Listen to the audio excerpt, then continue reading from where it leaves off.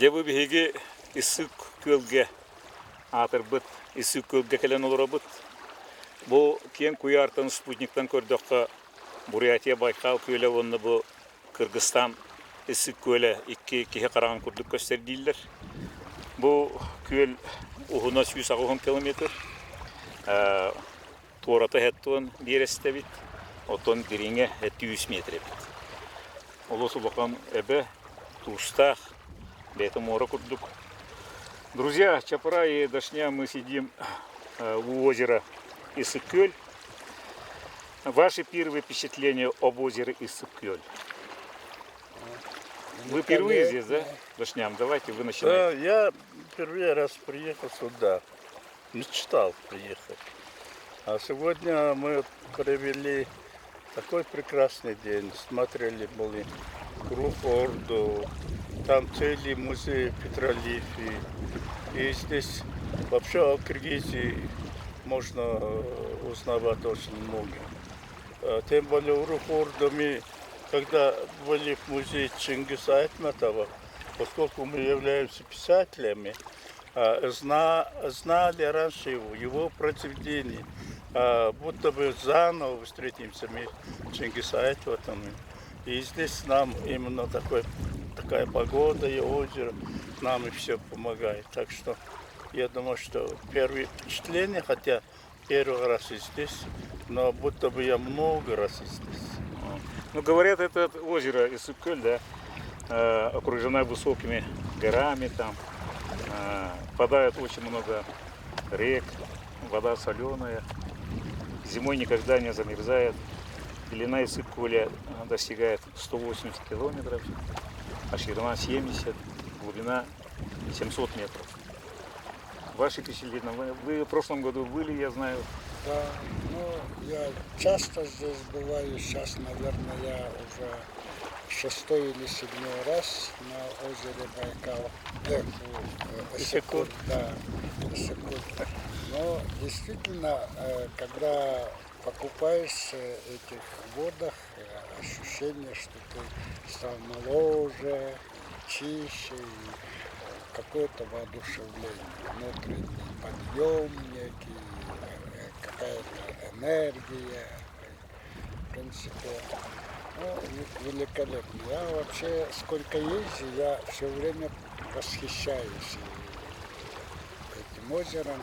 И когда предоставилась возможность здесь приехать сюда, я с большим удовольствием решил принять участие в этом, лишь бы только покупаться еще раз в этих водах. Вася, может быть, вот тебе не так поняли ты. И здесь никакой реки впадает и выпадает отсюда. Это в котловине река, озеро такое, поэтому фауны и флоры разные здесь. Тем уникальное очень озеро. Хорошо. Ну, я выбрал две темы сейчас. Первая тема о литературе, так как мы все втроем писатели. Писатель Монголии Дашнян, писатель Хакасии Чапрай, и я из Якутии. Так, и вторая тема будет о национальных театрах. Давайте я немножко расскажу. Утром я что-то подготовил. В 2019 году, в этом году, да, в России объявлен годом театра. Поэтому я вкратце хочу что-то рассказывать вам. В скором будущем в Якутске построят многофункциональный театр эпоса и искусства. Якутский. Да, на севере. По одной крыше будут находиться театр Оломхо, академический драматический театр Саха и Государственная филармония. Это необычный проект. Все три зрительные зала при необходимости могут объединяться в один единый зал. И сцена может быть разной формы, круглой, там, овальной, квадратной и так далее. Мы надеемся, что через 3-4 года появится такой прекрасный театр в Якутии, на севере. Так как вышел приказ президента Республики Саха-Якутии, но по нашим это Елдархан Асена Сергеевича Николаева. В честь столетия якутской автономии в 2022 году появится этот прекрасный такой многофункциональный театр. Мы ждем. Какое значение имеет театр в жизни людей? И вот национальный театр особенно. Но можно, да?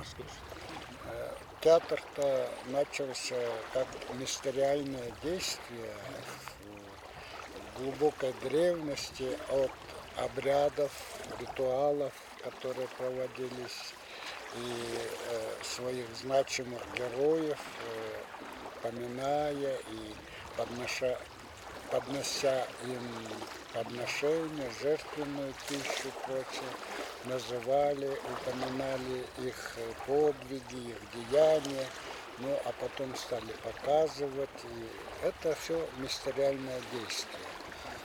Для этого в Древней Греции построили театры, здания специальные, да, с амфитеатром. И дальше в Италии оперный театр родился, рассказывать уже сюжет о героях. Немножко уже от мистерии отошли, а стало уже несколько светским и несакральным. А потом во Франции появился балет, еще как кардебалет, отдельный, как зрелищное мероприятие. А в XIX веке мы уже получили то, что вот современный театр, который вершиной этого алмазом, как бы Станиславский, это мировой театр. Помимо же ведь шоу, то есть рядом параллельно шли театры Японии, Китая, в Америке, там они перешли эти мистериальные действия, карнавалы, карнавальные шествия. И вот в Испании это коррида, это тоже некий мотив борьбы человека с животным началом, и это Митра и бык, древние легенды и победа человека над животным началом. Это было как бы главной темой этих мистерий.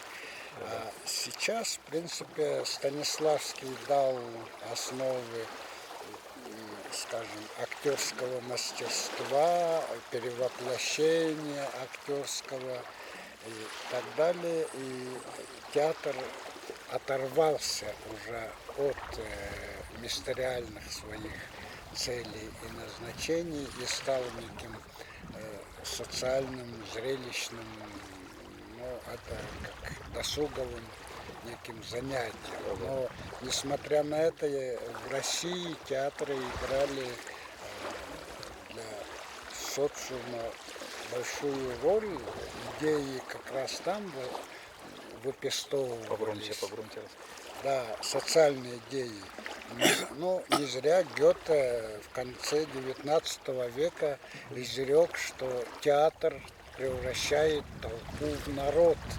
Вот эту функцию театр выполнял. И сейчас, когда вот у нас в России стали, скажем, год театра объявлен, и национальные театры стали искать себя, что же они для своей публики, для своего зрителя, для своего народа.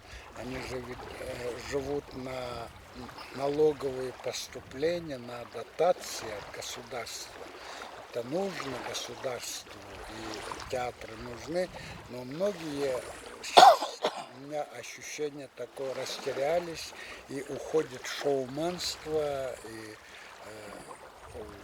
развлекаловку, истинно театральных, вот, скажем, я представляю театр Читыген, и театр Читыген поставил задачу выйти на народный язык и найти те средства пластики, речитатива и прочие речи, чтобы быть ближе к зрителям. И ведь не идею передают театр, а театр передает эмоционально-чувственный пласт, атмосферу. Вот, чтобы вызвать вот эту атмосферу доверия. Вот, и в этом плане вот, как бы театр Читеген стал неким таким флагманом, скажем, национальным театральным движением. Спасибо, Чапрай. Мы поздравляем Чапрая с другом Дашнямом. Вы в этом году стали главным художником этого театра драмы и этнической музыки. Называется Читеген. Это по нашему, по якутскому понятию, это Хамаяхулус, Читеген это большая медведица. Большая медведица. Так, Дашням, ну я знаю, что в Монголии есть театров много. Я в 2 театрах побывал, смотрел спектакли. Вот как раз когда это было в Вертумене 25-летие, молодой театр был. Они в внутренней Монголии работают зимой, оказывается, по 3 месяца. Ну, наверняка у вас есть друзья-писатели, драматурги Монголии. Как у вас дела насчет театров, насчет Нет, собственно говоря, я сам не очень связан с театром человека. Но театры – это очень интересная тема, кстати. О театре мы говорим здесь. У нас много театров. Монголии сами любят театр. Это же театры для монголов – это новое явление, современное явление. Но тем не менее у нас есть большой театр национальных искусств. Театр оперы и балета. Театры, там молодежные были театры, разные. Даже частные маленькие театры сейчас действуют. Там в школе Станиславского, Мейерхолда, все, я думаю, что продолжается в Монголии. А сами этому развитию театра от государства тоже большое внимание уделяет и до сих пор. Я, например, как писатель, очень рад, что в Монголии так в Азии, может быть, развивался театр классического искусства, оперы, балеты. Теперь же вы замечаете, что монгольские певцы оперные, особенно теноры, сейчас в первых рядах в мире, славятся очень много, приглашаются из разных театров.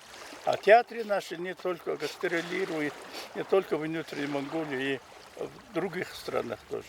За границей много так отдельные труппы работают, за границей долго. И так что театр развивается, но поскольку ты затронул такую интересную тему, мне, когда Чапрай здесь рассказал, все это хорошо. Думается, что как бы там какое-то что-то писать, да? Чтобы я был связан с театром. Это ты задел меня, и спасибо за это. Давайте поговорим о литературе. Самая хорошая тема, я думаю. И немножко я расскажу. Где-то я здесь что-то я хотел рассказывать вам. Я же забываю, поэтому извините меня. Вот он. В этом году в Якутске вышла книга монгольского писателя Дашняма, нашего друга, книга афоризмов. Эта книга была переведена на многие языки мира. А я перевел на якутский язык, на язык саха. И поэтому в этом году по приглашению Дашняма я посетил Монголию. В июле я был? Да, в июле.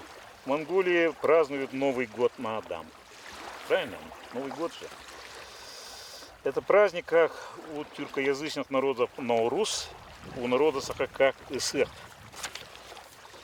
На этом празднике, как у всех народов, проводятся национальные игры. Это скачки, стрельба из лука и национальная борьба бух. Это как в Кыргызстане куреш, а как у нас в Якутии Саха Сиря Хапсага. Я впечатлен количеством зрителей или участников этого праздника. На Адам более 500 тысяч людей собираются в степи. Они и участники, и зрители. Их объединяет один общий дух тенгри, оказывается. Я очень благодарен другу Дашняму за приглашение в такую прекрасную страну, как Монголия. Теперь я познакомлю, как я познакомился с другом Чапраем. В 2009 году я посетил Хакасию, город Абакан. Там, где проводился театральный фестиваль «Желанный берег». На этом фестивале мы познакомились с Чапраем, с вами. И до сих пор мы дружим. В те годы он работал директором дома литераторов. Хакасии. Да, Хакасии. И мы его в рабочем кабинете мы разговаривали на разные темы. И, конечно, основной вопрос нас интересовал – тенгри. Ну, о литературе давайте поговорим. Ну, литература, в принципе, это... Чуть погромче сказать. Литература – это наша речь, зафиксированная символами, буквами на бумаге, и оно как бы переходит из поколения в поколение. И это как бы наше слово для многих. И жалко, когда в литературе появляются люди, которые озабочены своим местом в обществе и пишут о себе любимом, единственном. В принципе, почему литература, опять же, финансируется государством, поддерживается и создаются хотя бы такие вот дома литераторов, союзы писателей создаются, чтобы поддержать, вдохновить и направить писателей на новые. Ну, скажем, вот мы сегодня были в Рух-Орда имени Чингиза Айтматова. Духовный центр. Да, духовный центр. И еще раз вспомнилось все его произведения. Мне в молодости «Белый пароход» перевернул мою душу. Я с юношеской категоричностью так заявил себе, что человек от коровы отличает не то, что он одет, обут и кушает котлеты, а то, что у него есть духовный мир, который у коровы нет. И я, который собирался быть физиком, перерешил и решил пойти в искусство. Ну, с детства я рисовал и решил пойти в искусство. Получается, влияние Чингиза Айтматова, Да. «Белый пароход». Да, но мы в 2006 году с Чингизом Айтматовым встречались в Бишкеке, да. Но у нас разговор недолгий был, поскольку это официальная встреча, и по душам поговорить не Здорово. пришлось, но во всяком случае, вот как бы влияние, но значение просто человек, родившийся, сегодня, мне кажется, главная проблема, человек, родившийся, не знает, как себя вести, как себя держать с младшими, со старшими, как ориентироваться. И литература как раз помогает ориентироваться и немножко составить внутренние установки, мотивационную структуру свою, то есть помогает стать личностью. Но, к сожалению, правительство, государство не совсем понимают это и как бы идет все спустя рукава, то есть как получится. Мне это вызывает сожаление. Ну, Да, продолжим мы потом. ага. сегодня живем Чингис Айтматовым, поскольку Да, здесь да. тем Только более что после этого духовного центра. Мне кажется, что Чингис Айтматов повлиял и всем писателям азиатских народов. Не только азиатских, и европейских писателей тоже повлиял. Я думаю, что многие про него в Азии мало писали, по-моему. Но о его книгах везде разговаривают, везде восхищаются.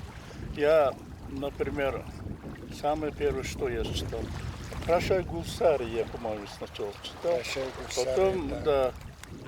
Верблюжьи глаза, Джамиля.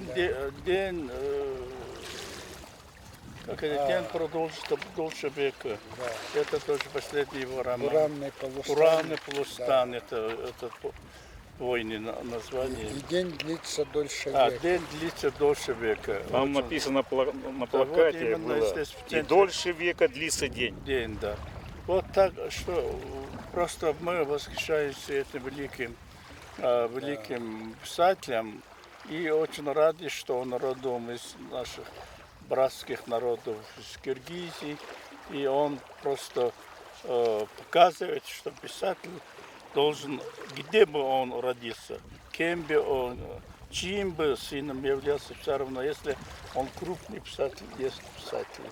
Но я очень рад Власову, что перевел мои афоризмы на якутский язык. Это самый первый писатель из монголов,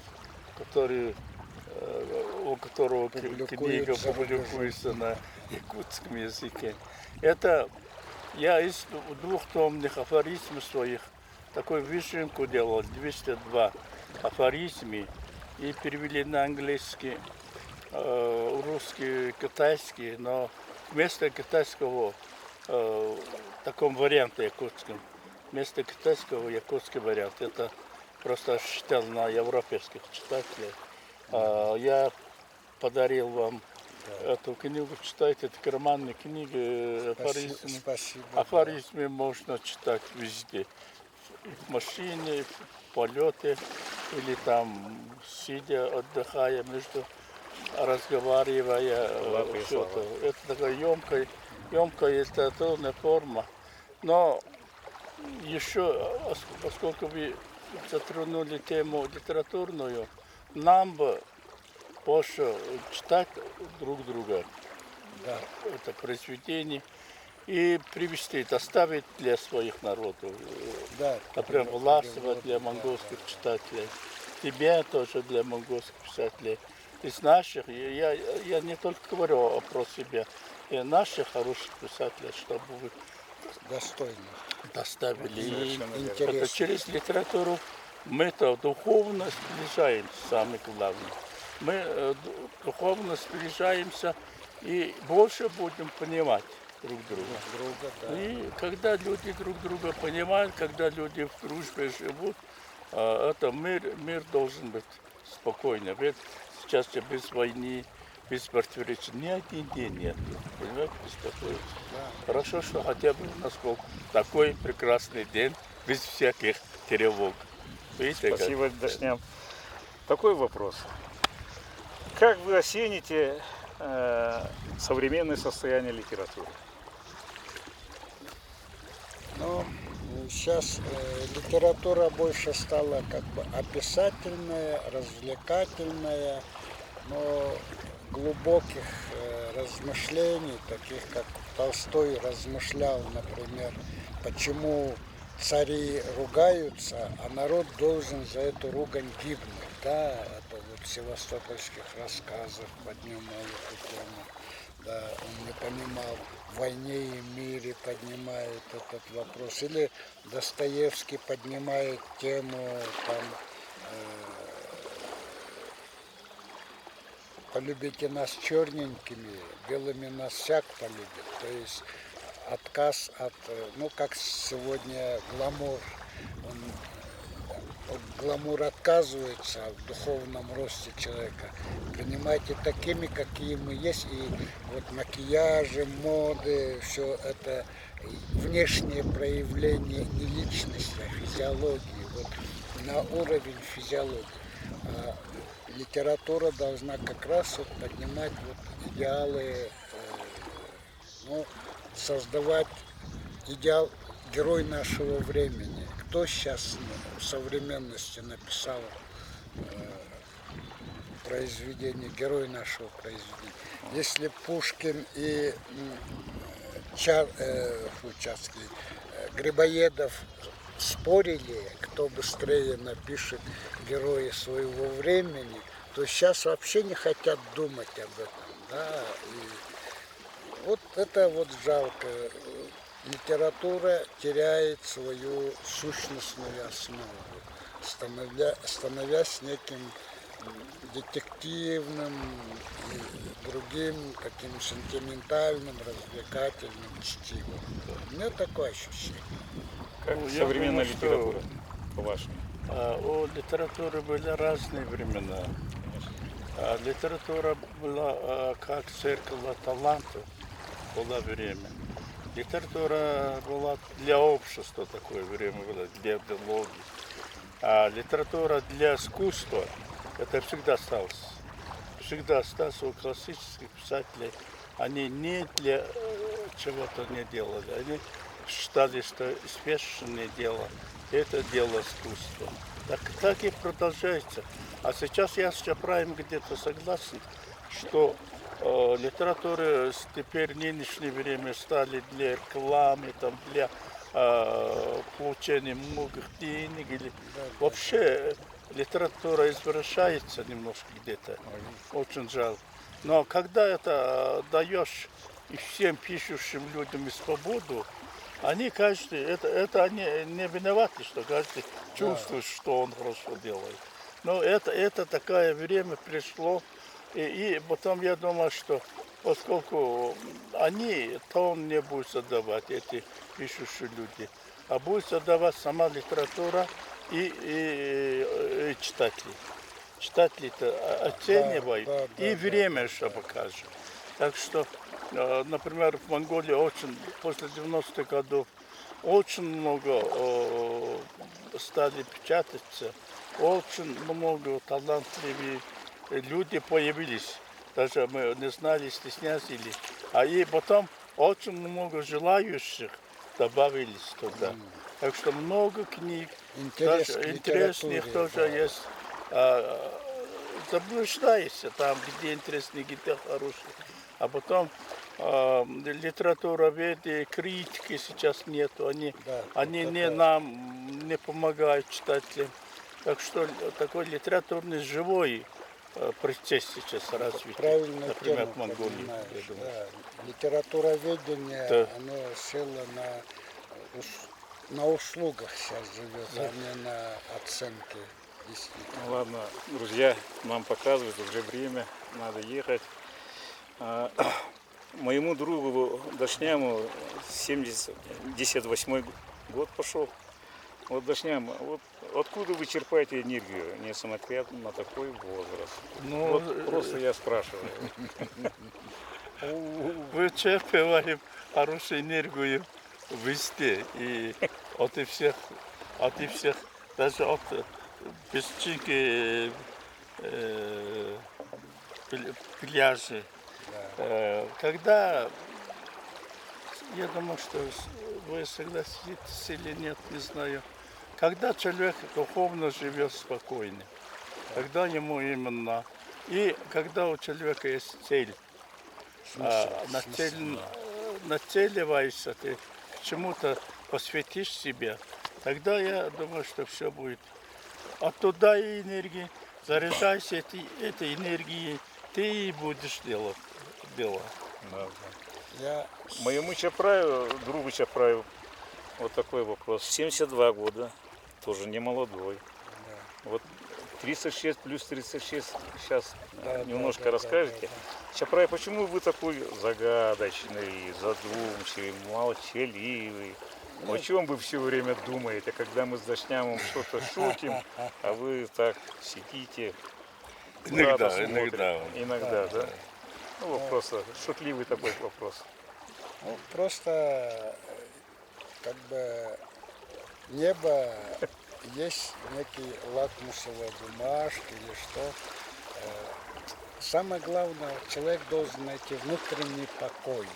И когда вы шутите, вы не нарушаете мой покой, я блаженствую. Но когда вдруг бывает, чувствую, что баланс покоя нарушается, я пытаюсь вернуть этот баланс шуткой или замечанием, или что. Но большей частью я переживаю свой внутренний покой. И мне дороже атмосфера отношений. Спасибо. Поэтому, мне кажется, вот 36 лет это лунный год, и сейчас я прожил женский лунный год, сейчас доживаю мужской лунный год, и их надо сгармонизировать, чтобы сделать единое. Получается 72. Нет, это сейчас уже будет следующие 36 лет, это синтез мужского, женского. Вот я готовлю себя к этому и хочу, еще мечтаю, еще 36 лет, это 144 года. Одним словом, мы все жизненно радостные люди, Да. это и хорошо. Надо искать радость.